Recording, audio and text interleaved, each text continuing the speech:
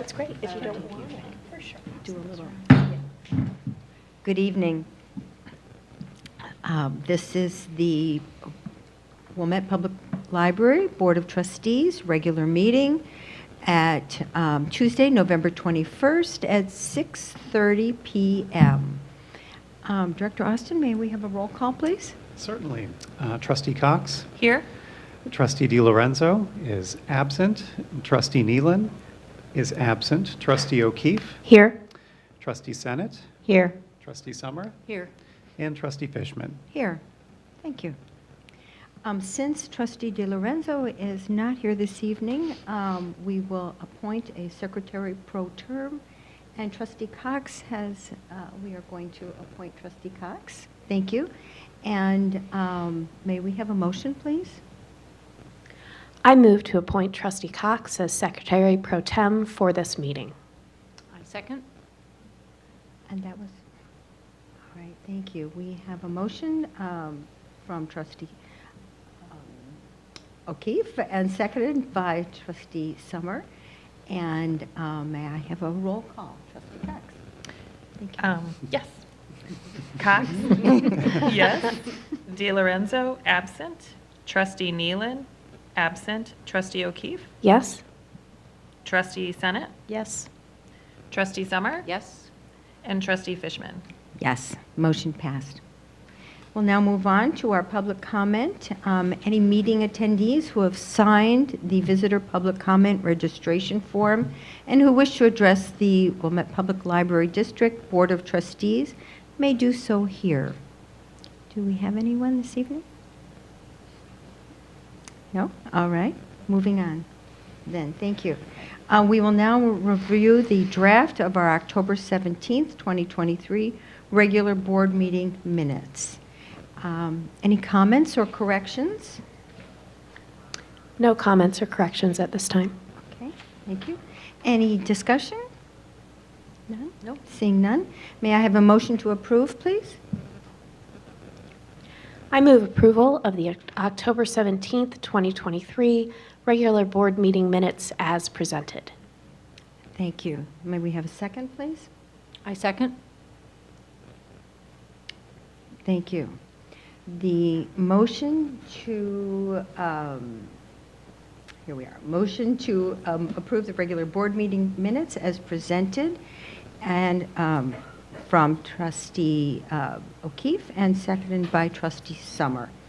And we will have a roll call vote, please. All right. Trustee Cox? Yes. Trustee DiLorenzo, absent. Trustee Nealon, absent. Trustee O'Keefe? Yes? Trustee Sennett? Yes. Trustee Summer? Yes. And Trustee Fishman? Yes, thank you. Motion passed. Thank you. We will now move on to our presentations. And we are delighted to welcome our Digital and Maker Services Manager, Lauren Kelly, please. Thank you for joining us this evening. Thank you for having me. Well, it's nice to see all of you in person. I've met a couple of you in passing, but I'm very excited to be here to introduce Wilmette Public Library's dedicated makerspace coming in 2024. So in the spring of 2022, we did a community survey to figure out what the Wilmette community was looking to see in their library in the coming years. And one of the main categories that were related to that space were about spaces in the building. Specifically, respondents indicated that they were looking for a creative space with tools like a 3D printer and a laser cutter. This community survey informed our strategic plan. One of our strategic plan initiatives is to, quote, reallocate spaces for patron computer services to accommodate implementation of emerging technologies in a flexible creative space. Shorthand for, we're moving the computers out of the tech center and we're building a makerspace. Currently, our technology center has 5 computers, a printer, a scan station, and a digitizing station. And we're going to be moving those computers and other technology assets to redistribute them throughout the first floor of the library, throughout the adult reference area, freeing up that room to accommodate this and to achieve this strategic plan initiative, which our community clearly indicated that they were looking to do. So our makerspace, you may be asking, like, what even is that? What are we going to be doing in here? What is it going to be? What can people engage at the library, and what can they do? So the maker movement is kind of a specific term that was coined about 10 or 12 years ago now, that really elevates arts and crafts project into the realm of STEAM and experiential learning. So makerspaces often provide equipment that can be out of reach for an individual consumer to purchase, and also provide a collaborative setting with experts for folks to be creative and try something new and make something. So makerspaces offer tools like 3D printers, laser cutters, sewing machines, desktop cutters, and so on. Really, the focus is using equipment, using machines to assist a patron or a person in making something. I myself have worked at a couple of different library makerspaces here in the Chicagoland area and have seen firsthand the just real opportunity and impact that the technology has had on patrons and the community. Everything from a Boy Scout troop, arrow of light it was, with a laser cutter and a CNC machine, to making diabetic tags, even 3D printing prosthetic hands for an organization. It's really a wonderful opportunity. So there are a lot of makerspaces in libraries, as I mentioned. According to a Library Journal survey of 7,000 public libraries, the vast majority of them, about 89%, are currently offering maker programming for their patrons. So we also have been doing maker programs since about 2016. Specifically, our youth services librarian, Janet Peel, has been spearheading maker initiatives at our library. Everything from Maker After Dark, which was an evening program for adults, to Maker Fest, a library-wide event that drew more than 700 attendees in 2020. And then since the pandemic, since reopening, I should say, from lockdown, we have done maker appointments, which was a way to provide a social distance, small group format and have folks utilize our maker equipment, as well as continuing programming. So here in the packet in front of you, you'll see just a variety of photographs from various programs and events throughout the years for the last 7 years. Other things that we've been doing, including launching a dedicated 3D printing service.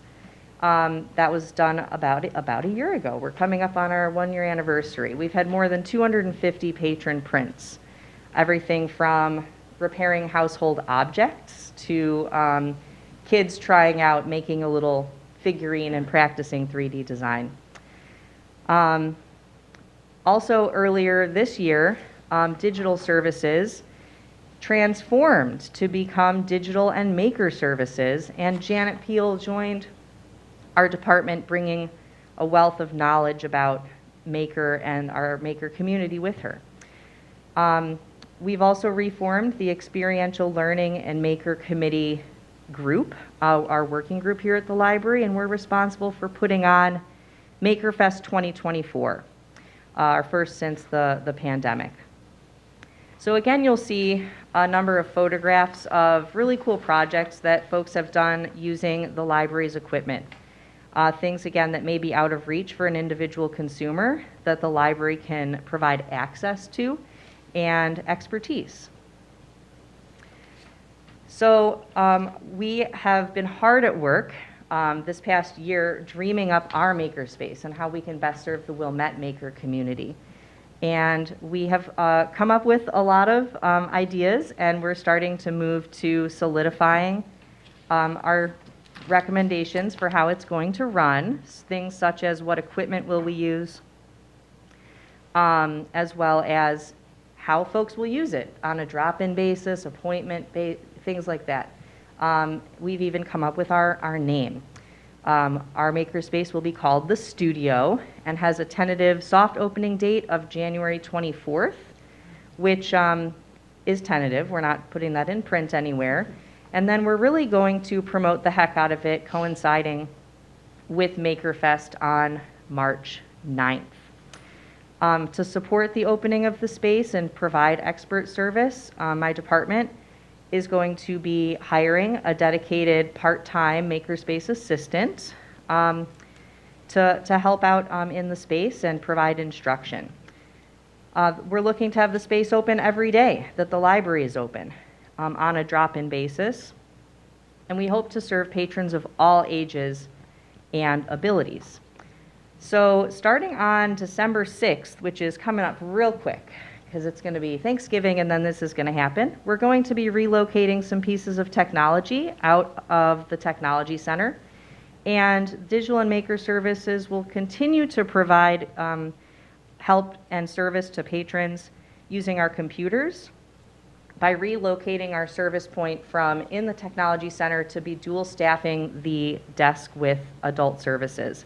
Kathleen Blair, who's here tonight, has been my partner in all of figuring this out and how to continue to provide service while transitioning to sharing a desk. I'm really excited about the collaboration with the adult services team, and I think the Venn diagram of service that our departments provide will just really strengthen the service that we traditionally offer from both of our departments. So open for questions and curiosity.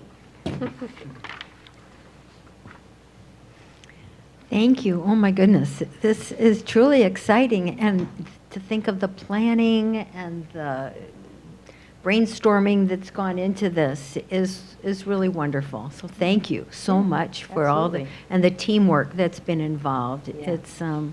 It's so exciting, and we've seen it at other libraries, Yes. and now it's happening here.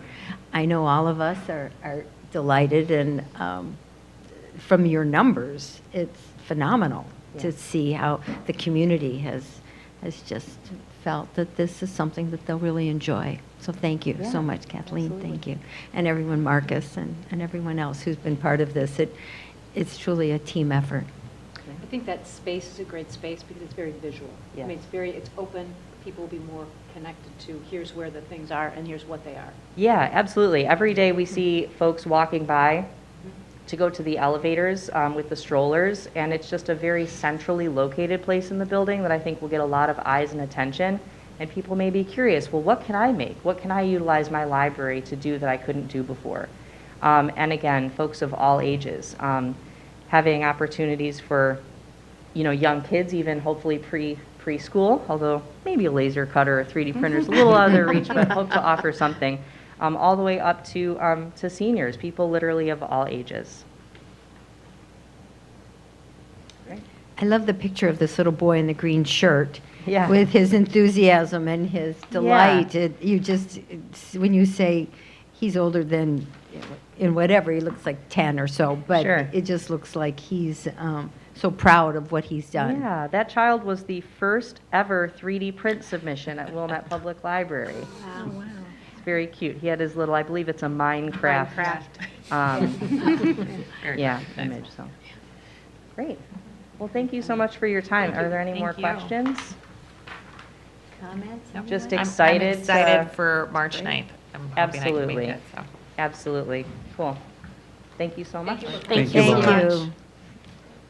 And nice presentation here. Thanks for the handout. Absolutely. Exciting. Great. Thank you. Now we'll move on to our treasurer's report.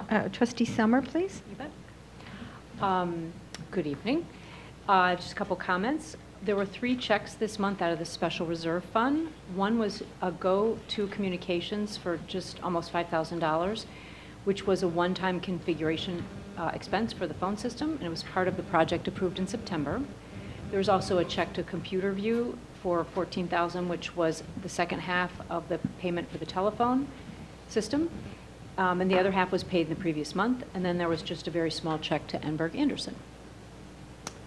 As noted, we received replacement taxes in the amount of $22,635. I did a little digging, and year-to-date, we received about $54,000, which was a little less than what we received last year of $66,000. So we're a little behind. However, we are still on track to be on budget. Good. In July, this is kind of an ongoing, there was a miscellaneous income for $13,499. And as we talked about in a previous meeting, it's actually income from the Friends and should be on a different line. Director Austin and I have talked about it, and he did mention it to the accountants, but they didn't quite make the adjustment, but they will for the next meeting. We'll continue to follow up on that.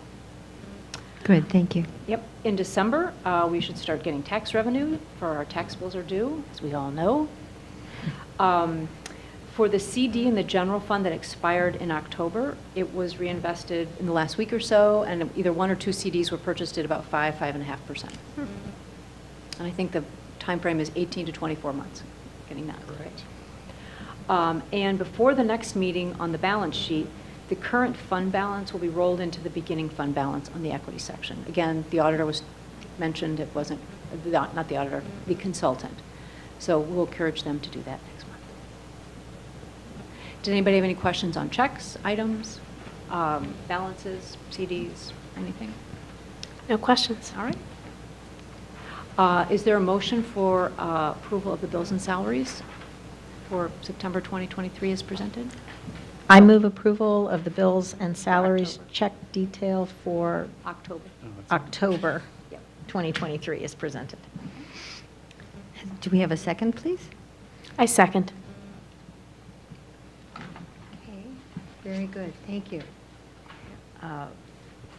We have approval of the bills and salaries check detail, and from Trustee Senate, I'm sorry, Trustee Senate, yes, thank you, Trustee, second by Trustee O'Keefe. May we have a roll call, please? Trustee Cox, yes.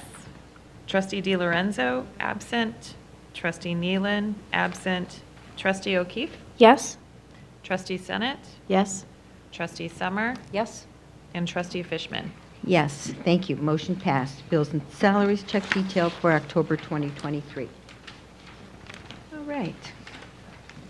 Thank you. We now will move on to our action items, and I'll turn it over again to Trustee Summer and Director Austin, please. I can start. I have a Thank little you. presentation. In the packet, Director Austin has included in the board packet an excellent discussion of the levy process this year, which was attachment 4. In our Finance Committee meeting on October 5th, we had Andrew Kim from PMA Securities prepare 3 different levy scenarios for review: a flat or $0 increase, a 3.5% increase, and the maximum of 4.99% increase. After a thorough discussion in the October Finance Committee meeting and after a detailed review of these scenarios, the committee agreed to proceed with presenting the 4.99% scenario to the board as a whole in the October meeting. In the October board meeting as a whole, on October 17th, we discussed the long-range impact of the levy and how it impacts the overall financial health of the library. Therefore, based on the meeting of the Finance Committee as well as the discussion during the last board meeting, tonight we're going to vote on the fiscal year 23-24 levy, and is based on an increase of 4.99% over last year's levy extension. Does anyone have any questions, comments? Would you like to add anything else, Director Austin? I will simply add that the materials that you find in the packet this evening are identical to what we reviewed at the October 17th meeting, with one addition. There is a document that is behind the levy material, the actual levy documents themselves, the ordinance, and it is a breakdown of the property tax bill for the past 5 years. It's the spreadsheet that you see here that was compiled from property tax data for a typical homeowner in the District 39 portion of our community, the majority of our homes. And there's a second page that's appended to that shows the Wilmette Library portion of those tax bills as well. So based upon whatever your net tax bill is, we've calculated what your library portion would be based upon our rate of the bill, which is, or our portion of the bill rather, which is approximately 3.4%. And you can see how that has been trending over the last 5 tax years. That was it's a wonderful document, very useful. Thank you. Trustee Summers, do we thank you for that? Yes, you do. Much appreciated. Thank you for that. When in doubt, do an Excel spreadsheet. Is there any comments or questions, comments regarding the levy? Okay. I think we've done our due diligence. We've had our meetings. We've had opportunities for public comment, and we've thoroughly discussed. So I feel comfortable that we are ready to move forward. Okay. Thank you. So, May we have a motion? Anyone? I move approval of ordinance number 2023/24-210, an ordinance levying taxes for library purposes for the fiscal year 2023-24 for a total of $6,222,700 as presented. I second. Thank you. A motion has been presented by Trustee O'Keefe and seconded by Trustee Senate. Thank you. And may we have a roll call, please? Trustee Cox, yes. Trustee DiLorenzo, absent. Trustee Nealon, absent. Trustee O'Keefe, Yes? Trustee Senate, Yes. Trustee Summer, yes. and Trustee Fishman. Yes. Thank you. Motion passed. Can I just make one comment? I want to thank everybody that spent some time at the Finance Committee meetings, either talking to me or during the board meeting, and really going through this. I really appreciate it. Thank you. Yep. I agree. Thank you. The next item on the agenda is the instructions to Cook County regarding the action that we've just taken, and is a resolution that gives the instructions to the county on how to act on this ordinance. Do we read the ordinance? Just the Just the, resolution Okay. motion. okay. I'll make the motion. I move approval of resolution number 2023-24-215, instructions to the Cook County Clerk regarding Wilmette Public Libraries District's 2023 levy as presented. I second. Thank you. A motion to approve resolution number 2023-24-215, instructions to the Cook County Clerk regarding Wilmette Public Library District's 2023 levy has been presented by Trustee Summer and seconded by Trustee Cox. Thank you. May we have a roll call, please? Yes. Trustee Cox, yes. Trustee DiLorenzo, absent. Trustee Nealon, absent. Trustee O'Keefe, Yes? Trustee Senate, Yes. Trustee Summer, Yes. and Trustee Fishman. Yes. Thank you. Motion passed. Moving along, Director Austin. Okay, the next item on the agenda for action is the annual renewal of the Property and Casualty Workers' Compensation Insurance Package from the Libraries of Illinois Risk Agency insurance pool. They're on an annual basis beginning on December 31st, and this will carry us through December 31 of 2024. Because the annual meeting of the LIRA Board does not take place until the last week of November or early part of December, and the next action on our agenda is the likely cancellation of our December meeting, as is tradition with this board. I've done a little bit of preliminary research about the action that the LIRA Board and the staff at Gallagher who oversee this insurance pool, what they're working on and what they're planning to present. They're currently still in negotiations and working on getting the best possible coverage at the best possible price for the pool. I have personally been involved in this insurance pool since I was at Palatine Library back in the early aughts. Wilmette Library has been part of this pool since 2017, so with 5 years of experience. We're very satisfied with the level of insurance coverage that we get, and are really proud of the fact that we're able to leverage our position with other governing bodies to get the best possible coverage that we can for everyone who's in this pool. There's nearly 70 members of this insurance pool across the state of Illinois, the largest pool of its kind in the country. That said, managing that is a challenge, and there's a lot of detail that goes into this. And the insurance market is hard right now, as they keep telling us. largely due, in fact, to the impacts of climate change, the weather-related events that result in property damage across the country and even locally in Illinois have had a substantial impact on the costs that are associated with the pool. That's largely what substantiates the almost 19% proposal that they've given me as a not-to-exceed number this year. 19% is a large number. I balked at that when they first told me that, and I wanted a clearer explanation. As you can see in the packet, there is no attachment. I have no documents. The documents that will be provided to me are confidential and are currently being drafted and are not being shared with members of the pool because they're still in negotiation on those figures, so they can't share that information with me. They've made a conservative estimate saying that 19% is about what they think it's going to be. I had a little bit more information that I shared with you all via email today regarding the calculation of those figures. And what I had initially posted on this agenda on Friday of last week has actually come down about $1,400. They don't believe that our expenses are going to be more than $58,000 to carry our insurance coverage into next year. That said, they did tell me, and what I shared with you is that they said they think it's actually going to be less than that, and they always give us a very conservative figure so that we will be surprised.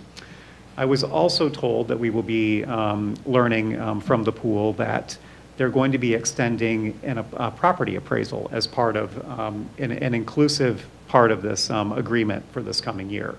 The insurance pool is motivated to do so to get all of the members to have accurate property values, which is an advantage when they're going out to price everything. So they know what they're doing and they can have a better estimate about what they think their figures are going to be at this time of the year, come next year.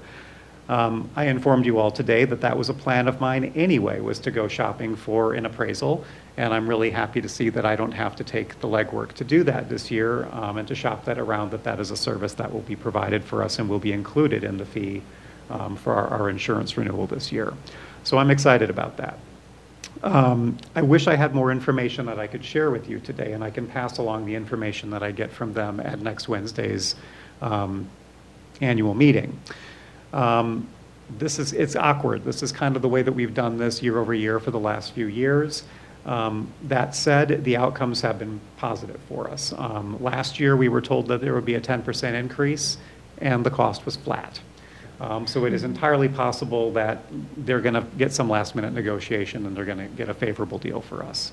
That said, I don't know, I haven't done the shopping for the appraisal, but I imagine it probably would substantiate a fairly significant sum for us if we were to go out on our own for that.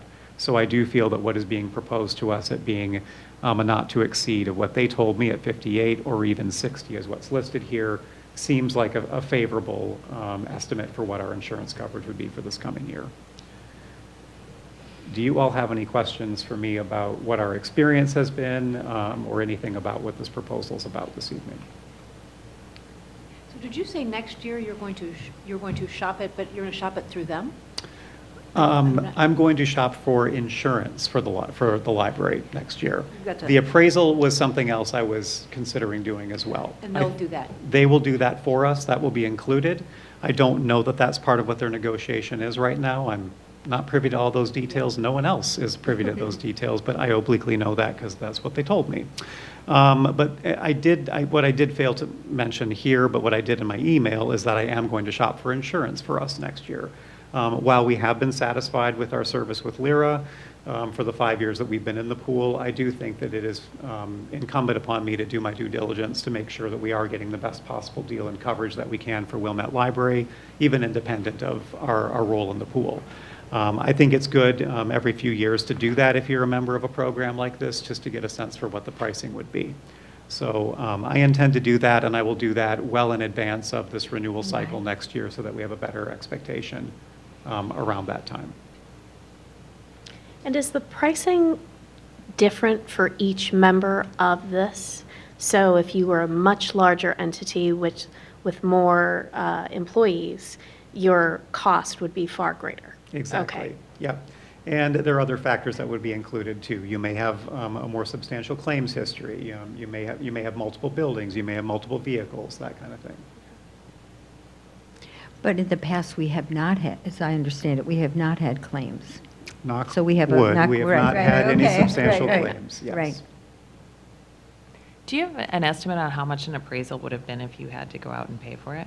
It's hard for me to comment on what they're actually proposing for us. Some Yeah, I appraisals actually take an inventory of every asset in your building and will include putting an asset tag on everything from that may be valued at $100 or more. So these tables and chairs and stuff would all get asset tagged and inventoried, and I would love to have a tool like that.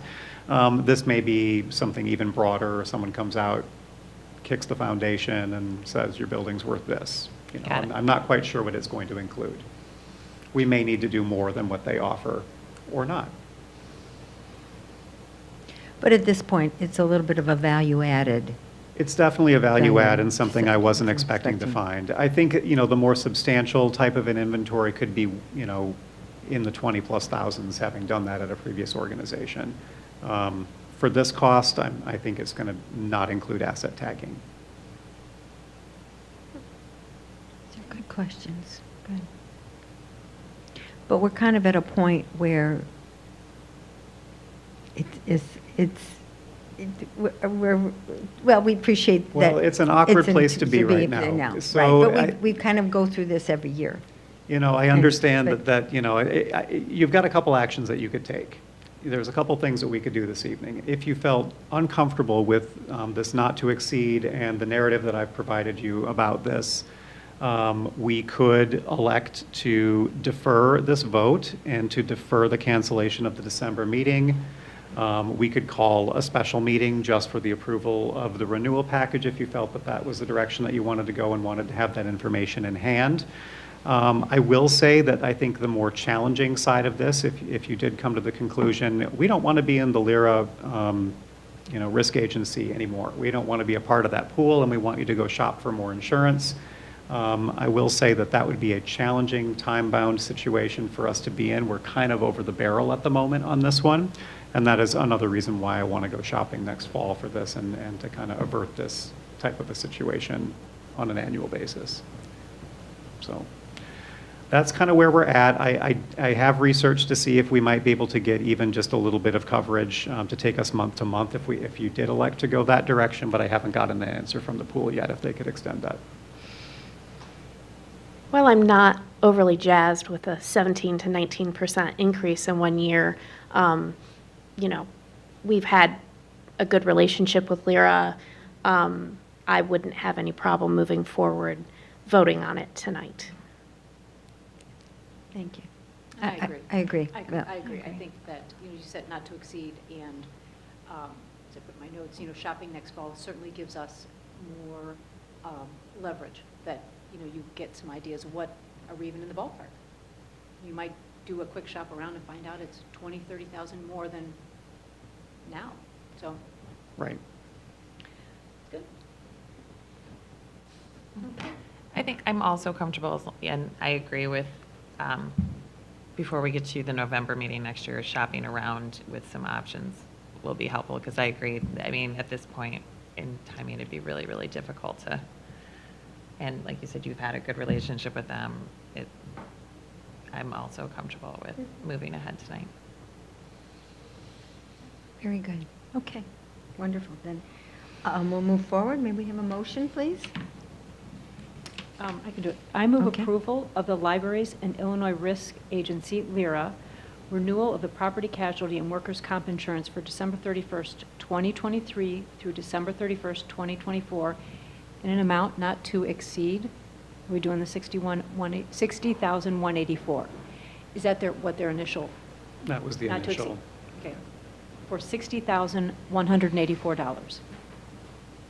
Thank you. Do we have a second? I second. Thank you.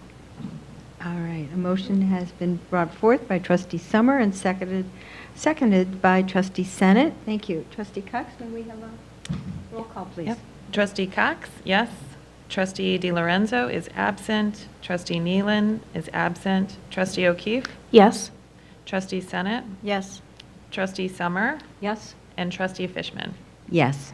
Thank you. Motion carried. Motion passed.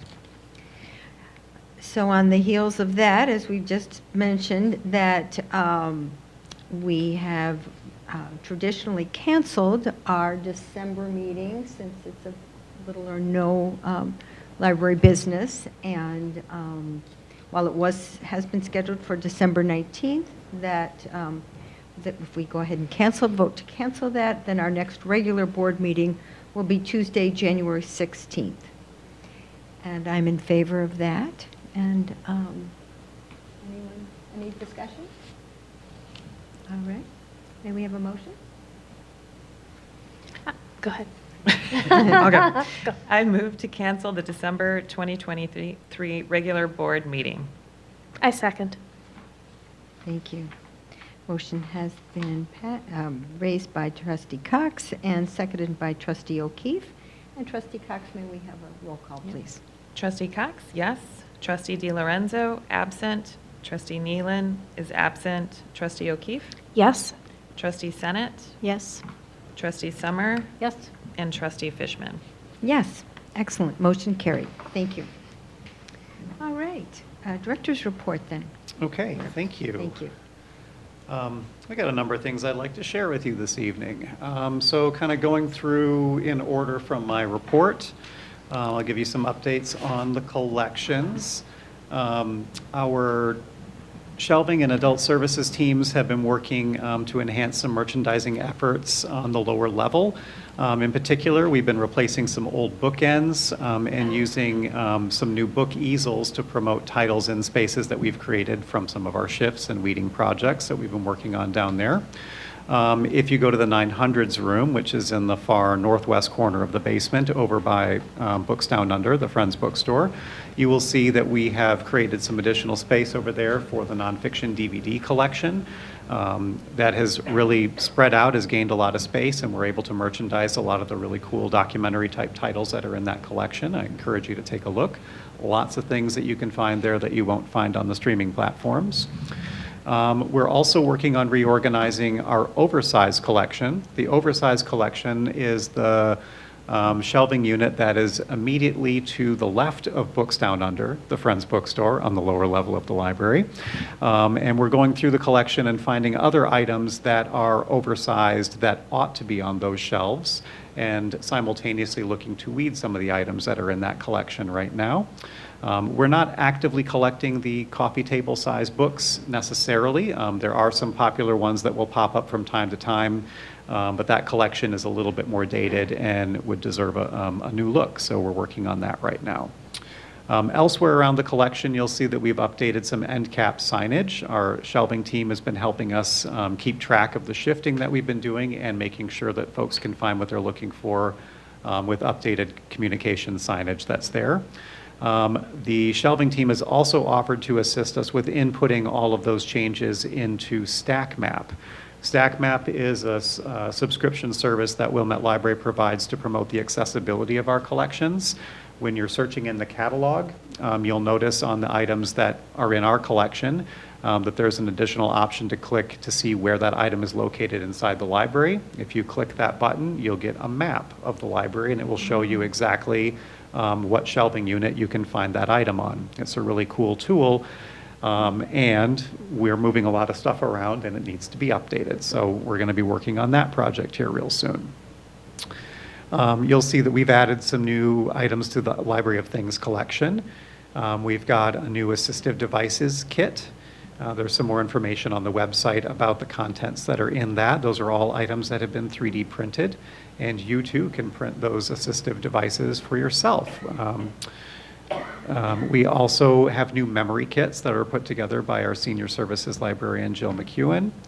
And Jessica Thompson, our TS manager, is working on collecting some information to promote our forthcoming Rokus and how we can circulate Roku devices that will have access to streaming apps on them. On the digital front, you'll see that we've gotten a new service within the Libby app. Our Overdrive periodicals collection is now called Newsstand and is a much more accessible way of having access to our periodicals. As a result, circulation has been booming on Overdrive. A big part of that, in part to the that Newsstand app. We circulated over 2,500 items in October, which is substantially more than we've had in prior months. I will remind you that Wilmette Library does have the highest per capita circulation of digital materials in the country. And seeing statistics like that shows that the rate of adoption in our community is really strong, and that our community continues to find new ways to enjoy those digital resources. Strong performance overall. Lauren's report reflects that all the platforms were doing really well, and not just things like Consumer Reports and folks getting ready for the holidays with their purchasing there, but a number of our other research tools are doing really strongly right now as well. Physical circulation was doing great in October as well, with over 55,000 checkouts, which is outstanding. Our locker service remains popular, and while we're seeing just incremental growth month over month, we have seen 30% growth in use this past month for the lockers, which is pretty great. So more folks are taking advantage of it and adopting that service. From adult and teen services, I wanted to note that Jill McEwen has worked with RAILS, our Northern Illinois Library System, to create a networking group entitled the Programming for Seniors in Public Libraries. It's intended as a resource and support for librarians and library staff who facilitate programming for seniors and older adults in public libraries, with an additional focus on sharing ideas for creating opportunities for socialization, as well as continuing meeting with the physical, emotional, mental, and well-being of our senior populations. This group has a senior email listserv that Jill has created, and they've already got 40+ members that are part of this group. And she's just started as the administrator in just the last several weeks. So we're really proud of Jill taking the initiative, especially in her new role as our senior services librarian. So yay, Jill. In the first week of October, Wilmette Library celebrated Freedom to Read Week, which is a rebranding of the National Banned Books Week campaign from the American Library Association. A week that is intended to promote annual awareness of intellectual freedom issues.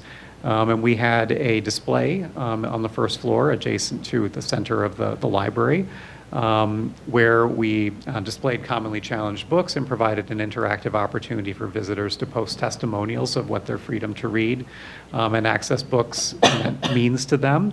And that was promoted right on the column, right in the center of the room, and a number of folks interacted with that and continued to well after Freedom to Read Week was over. We had a Freedom to Read Week program called Let Freedom Read, the State of Book Bans in America. And it was going to be a presentation by our librarians in the department, Katie Jacob, Krista Hutley, and Rachel Garcia. But apparently the audience was so inspired by the topic that they kind of took over, and the panel was able to nimbly draw from their own prepared material to help educate and respond to the questions that were generated at that program. Did any of you attend that event? I did. It was lively. It was lively. It was Yeah. excellent. They did a great job. It wasn't just someone talking to you. It was questions, answers. They were great. Awesome. It sounds like we fulfilled our strategic plan goal to engage with our community there. Krista was also attending the Illinois Library Association in Springfield this fall, where she was a presenter on 2 panels. She led the Young Adult Services Forum monthly meeting and helped staff their booth in the exhibits hall. So Krista is a mover and shaker with our teen services at the state level. And Eva continues to be a mover and shaker in the genealogy community, and she attended the Association for Professional Genealogists Professional Management Conference in Salt Lake City in late October, and she also attended the Illinois State Genealogical Society Conference, which is more specific just to work here in Illinois. On the youth services front, the youth services team offered 63 programs that were attended by 1,650 patrons this past month. That's pretty impressive. Part of that was because we had a very major program and cooperative with District 39. So Wilmette Library and District 39 and their member PTAs and PTOs partnered together to welcome award-winning author Grace Lynn, including visits to all 4 District 39 elementary schools and an evening community event on November 6th. And at that event, 250 Grace Lynn fans enjoyed a presentation, a draw-along activity, and a reader's theater performance with students from High Crest Middle School and Wilmette Junior High. Grace's fans waited up to an hour and a half for the opportunity to meet her and have their book signed and to pose for photos with her, and she met with every single one of them. The book stall sold over 100 books for the event, and we value our partnership with the book stall. And we've gotten really positive feedback from everyone who attended that event, including from D39. So we're really proud of that. And Grace. She was delighted. Social media, she really made a big deal of it. So we were really excited about that. So hopefully we can do partnerships like that in the future and bring more author programs and share that load with partners like the school district. And speaking of partnership opportunities, Sarah Jo Zaharako was doing professional development work this week, or this past month rather. She led 2 professional development workshops on racial literacy. She did this in the preschool classroom for 23 staff members at the Park District's Early Childhood Center. And then a week later, she co-presented a program for the Alliance for Early Childhood with early childhood educator Crystal Elliott O'Connor. They presented a program called We Are Welcome Here, Racial Literacy in Early Childhood Classroom. And those who participated could get credits for attending their program. So we're really happy for Sarah Jo taking her programs that she's been doing for Let's Learn Together here in our community for parents and out to educators in the community as well. In the Digital Maker Services Department, Janet coordinated a field trip for other DMS full-time staff to visit D39 schools. Ethan, Linnea, Lauren, and Janet met with Tony DeMonte, the Assistant Superintendent for Technology and Safety, and he showed them around the libraries and creative spaces at Mackenzie and Highcrest. And it was great to see the offerings that the schools have in their maker spaces, in addition to the field trips that the DMS staff took previously to other area libraries. They've been collecting a lot of ideas and are clearly inspired, as you can tell from Lauren's presentation this evening, about what we can do with our future makerspace, the studio, next year. Lauren had another big project that they were working on this month, and that was they spearheaded a program called Gimlet, which is a patron interaction tracking tool for our public service desks. We keep tallies of the types of interactions that we have with the public, specifically for reporting in the Illinois Public Library Annual Report, IPLAR. Annually, the state wants to know what type of interactions we have. This tool takes it to the next level and helps us to more clearly define the type of interactions that we're having, and actually has the ability for us to take notes so we can go back and refer to any research projects that we've been doing, how we responded to those interactions. So it not only is a way of keeping track of it, it also helps us to evaluate trends in our services, helps with our reporting, helps us extract meaningful insights, and even keep track of how to solve some of the difficult questions that we may get asked. So excited to launch that. We're in a trial period right now here in November, and we'll have a full transition for all the public service desks in January. Communications and events had a big month in October, culminating with the launch of our latest newsletter, November-December programs. And Sarah Beth and Sarah Rose were working closely with Kathleen and Rachel in Adult Services on revitalizing our Adult Winter Reading Series and One Book programming to get this off the ground with a brand new series called Wilmette Reads. And we're going to share more information with you about that in the coming weeks. I'm not going to steal the thunder of all of that. We've got a lot in store there. And we've got a bunch of projects that are going on as well. So a couple strategic plan initiatives that are going on that I'll comment on briefly, in addition to the creation of the studio. Michael Pisernich, our IT manager, has been working on the telephone system replacement project. As we mentioned earlier in the treasurer's report, there were a number of major purchases that were made. We've got all of our gear. So we've been in the process of programming the system. And Sarah Beth was really instrumental in helping us put together a new schema and organizational scheme for the extensions that will be used internally. We were able to keep the majority of all of our external numbers, so when we do make the switch over to the new system, it will not affect anyone who's been calling in from the outside. And we're also working on updating the PA system at the same time as putting together the training for this new for all the new hardware that's coming.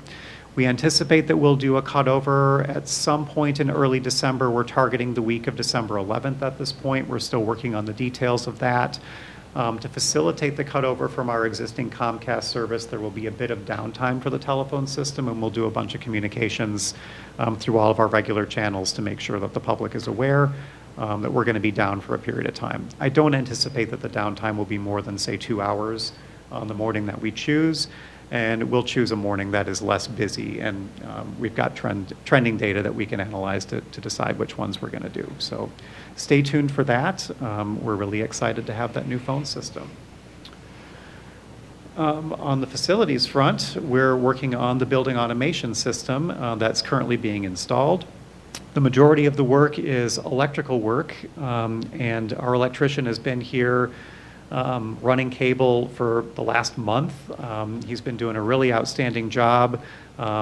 He's had to be in a lot of public spaces, but has not been in the way and has really been relatively quiet getting all of his work done. All of the public service area light switches have been removed and replaced with these zone override switches, which we're really excited about. Thankfully, this has never been an issue, but we've had these light switches out in the public service areas for years. And someone could just go through and flip all these things off, and thankfully it never happened, and now it never will. So the lights are all going to be on a timer now, so we can support our ecological efforts to promote sustainability. But in the event that someone is in the building off hours and the lights are not on their cycle, there are override switches on each floor. So for example, if the cleaning crew comes outside of their normal time, they can simply hit those override switches and the lights will come on for a couple hours, and they can continue to do their work before it goes back into their auto shut-off mode. That's just a part of what the BAS is all about, but that's been a big part of the work, is getting all of that stuff networked. So we're right on target for that project to be wrapping up here shortly. And then a couple more items I wanted to share just from the HR standpoint. Lauren touched on this briefly. We have 2 positions that are posted right now. We have a digital services assistant. That's a part-time position that will help with technology needs, specifically with using computers.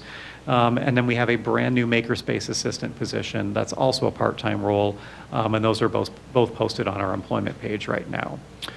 And I'm continuing to work with HR Manager Mike Boone to review and update our HR and personnel policies. There are a few changes that are coming on January 1, and we're already implementing those changes. They're not currently in our policy manual, but they will be, and I expect to be calling a meeting for the policy committee here soon to talk about the changes that we're proposing for HR. But the primary things that we need to implement before January 1, procedurally we will implement, and they are the paid leave for all act, which guarantees paid leave for part-time staff. We do offer that. We're going to be enhancing and going above and beyond what the paid leave for all act offers, as well as opportunities for folks who are donating organs to get time off as well. So we'll add a provision in our policy for that. So I'll keep you posted about where we're at on our policies, but that, I think, is my report. Do you all have any questions for me? Only thing I'd add, and I loved in the report how the different individuals from the makerspace went to the district and saw like Mackenzie and Highcrest. I think it would be really great when you have your March opening. Invite all the kids. Make sure you reach out to the librarians at the district, because you do have a lot of younger kids interested in that, and that would be a wonderful connector between D39 and the library. Great. And I would also, St. Francis, St. Joe's, I mean, I look at those, I don't really know what they're, but it's another school in the district. Yeah. And even the high schools too, like if they're STEAM departments, I think that would be a really great connection, because it's exciting that the space is going to be new and all fresh. But when I saw that, I really thought it was great, because that was a huge initiative by the PTAs and PTOs within the last 5 to 7 years to redo the libraries into a learning commons and create a makerspace space. Very cool. Yeah. We left very inspired and happy to be able to connect with Right. The other group you might also consider is the Integrated Global, the IGS program IGS. at Yeah. in Trier, because they have to do a big project, and Right. some of the information in the maker space, and actually, they do it, IGGS. Integrated Global Studies School. Yeah, IGSS. IGGSS. IGSS, I don't know what, I but don't it's know. within the Yeah. high school, and there's somebody that's in charge of it, but each kid has to do a project, like a big project, and some of the services that we have could be, my son was in it, and I think your daughter. My daughter did it here, yeah. That'll be great. Well, and the scout troops too, when you mentioned somebody for the arrow, I had the scout troops too, it made me think of how helpful that would have been for scout leaders to have access to some of those things. It's really exciting.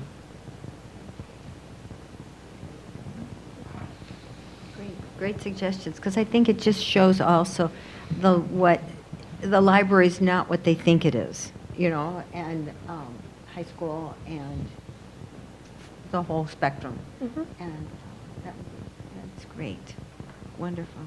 A couple things that I just had, you touched on, and I'm excited to hear about the update, won't steal your thunder, Kathleen, of what's coming down the winter reading programs and operations, the BIS system. I thought how your note says it currently takes 15 minutes to walk around the building, just manually turning off the light switches. And in a long day, that 15 minutes means a lot. So excited to have this finally come to pass. Wonderful. And the vaccination clinic, I think that's a great, I hope, it said 40 staff members took advantage of it, so I'm delighted we could offer that.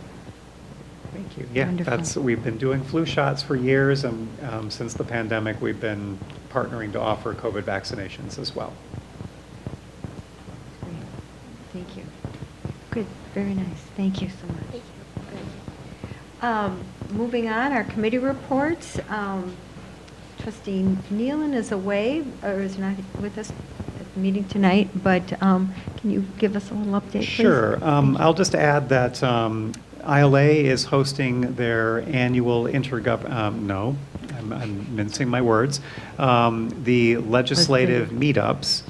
And they changed the cycle of it. We were typically holding our legislative meetups on President's Day, and they've moved it up, which is great because it always snowed on President's Day. So, and they changed the location. So we're not at the Arboretum Club up in Buffalo Grove. We're going to be at the Hilton in Northbrook on Milwaukee and Lake Willow Road area on December 6th.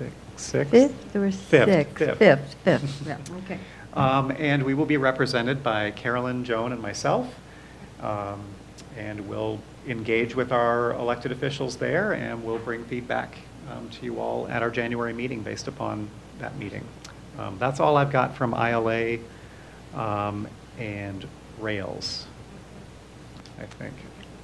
Okay, thank you. And how about anything on the intergovernmental cooperation? Do you want me to do that? Trustee Summer, thank you. So I went to the intergovernmental, and their theme this year is mental health, and they're struggling to come, it's my first meeting, so I'm going to start there. They're working on trying to narrow down the focus, and it's a struggle as to how much or how little to what exact directions. There's kind of a two-arm approach. They had a consultant come in to kind of, I would call him like a management consultant. I will be the first to admit this is not my strength. It's a very soft presentation of, like, if we hold these focus groups and then we do this other stuff and then we can maybe do that. So there's that, and that's one arm that they would consider doing, and the other arm is hiring a marketing firm to do some sort of marketing of, like, mental health, good mental health in the community. We're going to meet in December, and they'll talk about it. The consultant did come back with a proposal that was, they had 5 or 6 different scenarios, of which I was not necessarily in favor of due to the cost prohibition of them and the uncertain ultimate outcome. To me, again, I'm definitely a more numbers person. I need to be able to see, this is what we're going to do, this is what we're going to get. And it's a little hard for me to do. So we'll meet in December and talk more about it. Trish and I had some ideas that we were going to throw out to them as perhaps an alternative. Yeah. So the other thing that they talked about at that meeting is like some early deliverables that we can do based upon a year of activity is to do more advocacy for the existing mental health services that are in our community right now. And to try to, so all the government entities agreed that through our regular communication channels, we would find opportunity to promote those services. And that's something that we're going to be meeting about as the executive leaders of the government agencies to talk more about how we can promote those in our communications. Yes. And our resources that are available. Because, Right. for example, Gail was talking about the township. As the township has a mental health, Renee and I know, there are services available that not necessarily everyone knows about, and just promoting those. Here's something, you live in the township, you work in the township. So that might be something that they would talk about. It wouldn't cost anything because taxpayer dollars already pay for it. Mhm. So the next Intergovernmental Cooperation Committee meeting will be Thursday, December 7th. I plan on going. And I plan on being there as well. Great. Thank you, Trustee Summer, for jumping in. It is, since I'm on the Mental Health Commission for the township, too. Ah, right, It's right. kind of up my alley, as is Renee. Yeah. But We're you're on coming off two of it. places together, yeah. Great, thank you, good. Next, any information items? This purple folder's being passed around, and maybe you'll announce our closures? Sure. Please? So we have the Thanksgiving holiday this week, and as is tradition, we close at 5 o'clock on Wednesday, tomorrow. We remain closed all day on Thursday, the 23rd, for Thanksgiving. And then back open for all kinds of doorbusters on Black Friday. Everything's free. Come on in. Come on down, right. Go to Cook's Down Under. Fabulous. That's right. And for Christmas, we're going to be closed on Sunday, the 24th, and Monday, the 25th of December. And then for the New Year's holiday, we'll be closed on Sunday, December 31st, and Monday, January 1st. Okay, sounds good. Any new business? None, so may I have a motion then to adjourn? I motion we adjourn at, I don't know what time it is. 7:32. 7:32. All in favor? All in favor? Thank you. Aye. Say aye. Aye. Wonderful. Very good, thank you. So we will not have our December meeting, so we'll see you all back January 16th, 2024. Have a great Happy holiday holidays. Happy season. Thanksgiving. Thank Happy you. holidays. Happy New Thanks Year. for all the wonderful things that are going on at the library. Wonderful. Good night.